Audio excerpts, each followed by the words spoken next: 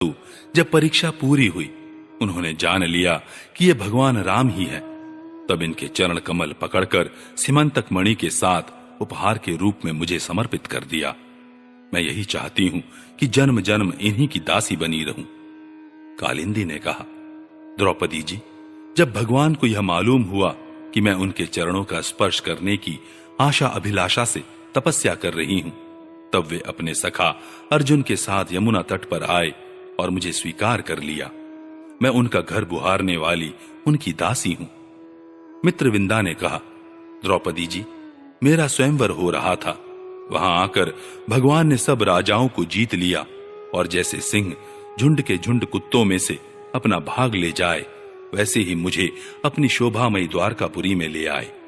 मेरे भाइयों ने भी मुझे भगवान से छुड़ाकर मेरा अपकार करना चाहा, परंतु उन्होंने उन्हें भी नीचा दिखा दिया। मैं ऐसा चाहती हूं कि मुझे जन्म जन्म उनके पांव पखारने का सौभाग्य प्राप्त होता रहे।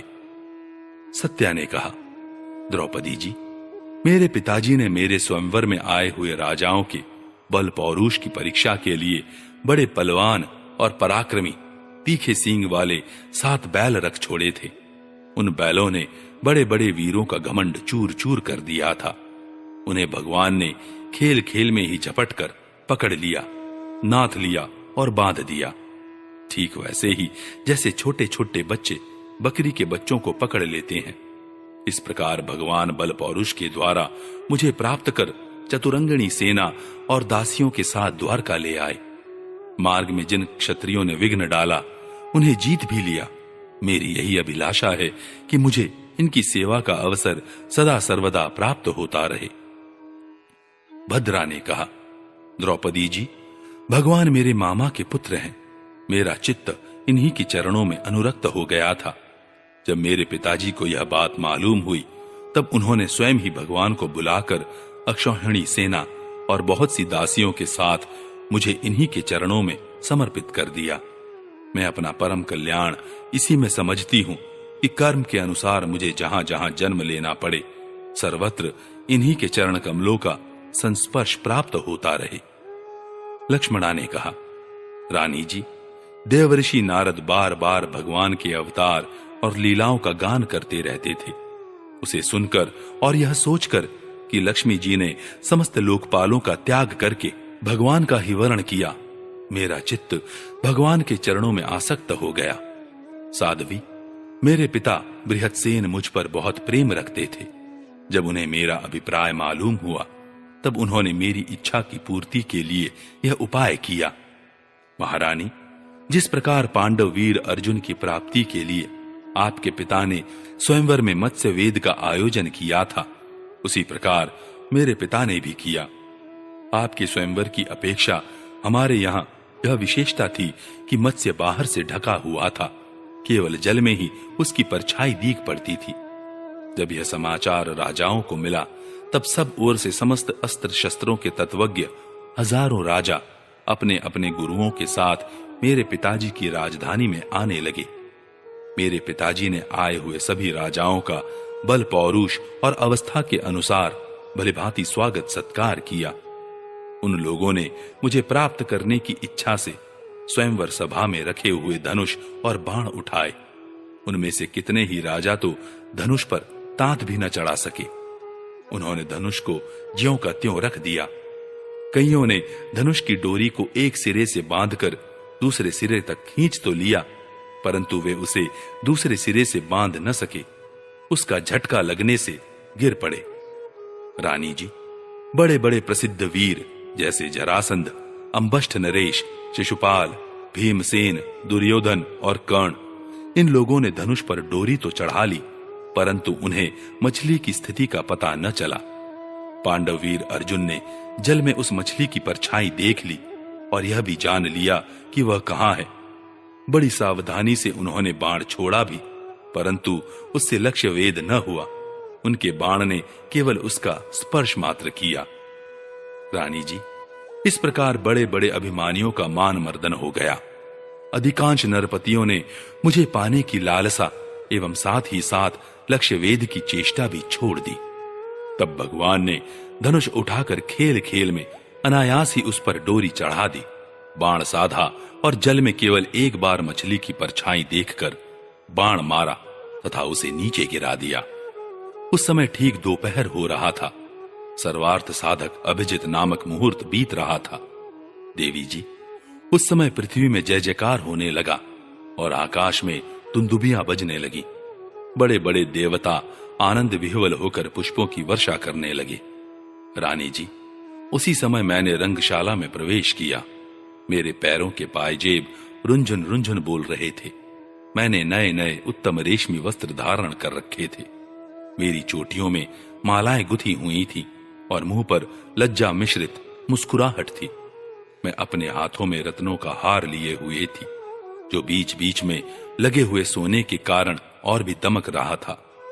रानी जी, उस समय मेरा मुखमंडल घनी घुंघराली अलकों से सुशोभित हो रहा था तथा कपोलों पर कुंडलों की आभा पड़ने से वह और भी दमक उठा था।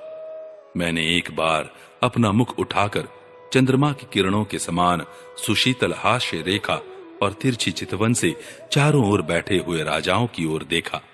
फिर धीरे से अपनी वरमाला भगवान के गले में डाल दी।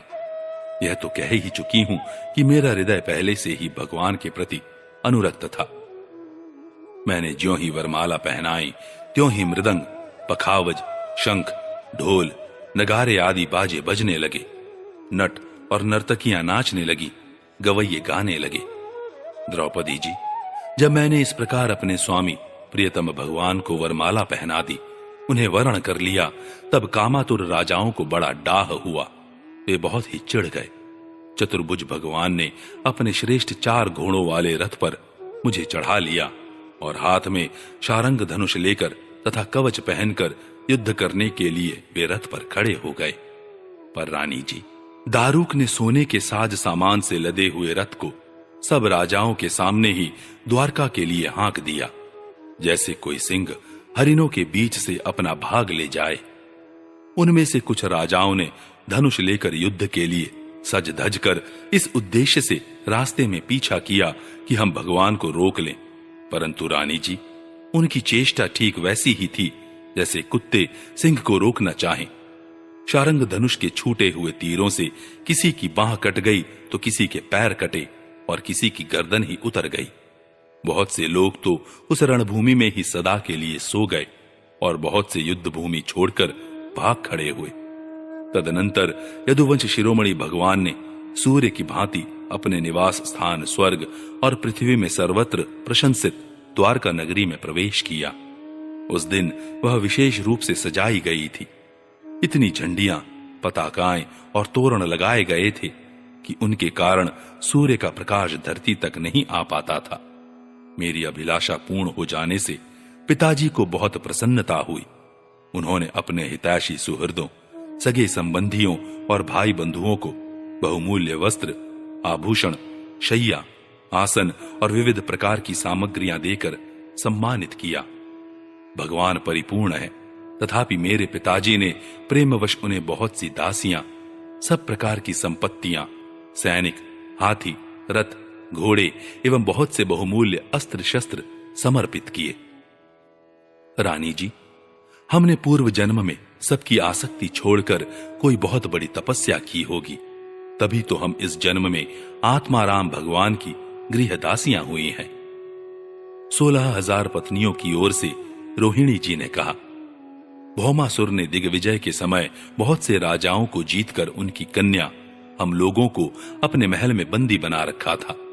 भगवान ने यह जानकर युद्ध में भौमासुर और उसकी सेना का संहार कर डाला और स्वयं पूर्ण काम होने पर भी उन्होंने हम लोगों को वहां से छुड़ाया तथा पाणी ग्रहण करके अपनी दासी बना लिया।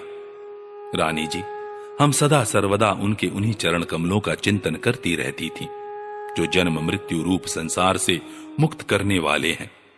साध्वी द्रौपदी जी, हम साम्राज्य, इंद्रपद अथवा इन दोनों के भोग, अणिमा आदि ऐश्वर्य, ब्रह्मा का पद, मोक्ष अथवा सालोक्य, सारूप्य आदि मुक्तियां कुछ भी नहीं चाहती।